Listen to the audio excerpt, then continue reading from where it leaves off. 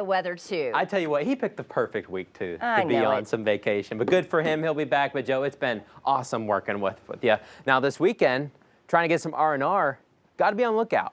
We've got some storm chances to talk about. The big question is, where will the storms fire up? We have this lid in the atmosphere in place all day until about 2 to 3 o'clock.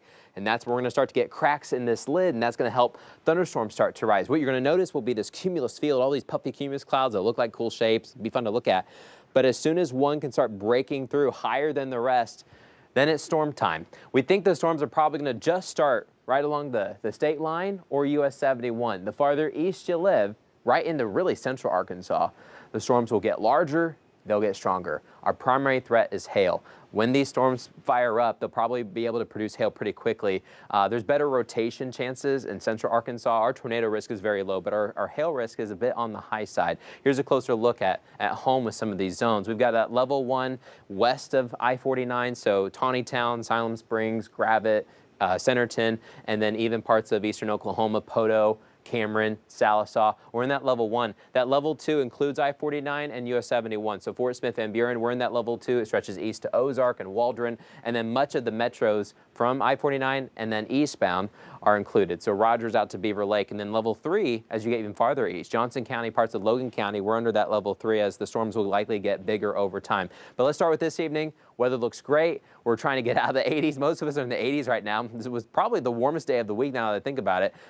Nice out there, mostly sunny. Clouds will start to increase later tonight. Tomorrow morning, nice start, temperatures in the 60s. If you're trying to get anything done outside, Saturday morning may be a great day to do it, maybe all the way up until about 1 o'clock.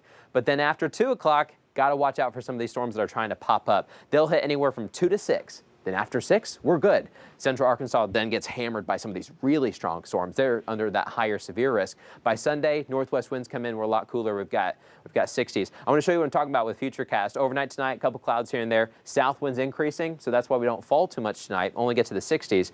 But then later to the afternoon, we'll be watching that cold front getting closer and closer. By about 3 o'clock, we could start watching some of these cells develop. But it takes them a quick second before they can get larger. So some of us may get them. Some of us may not. We're not exactly sure where every single storm will pop up. But right here in the infant stage, we'll have these storms firing.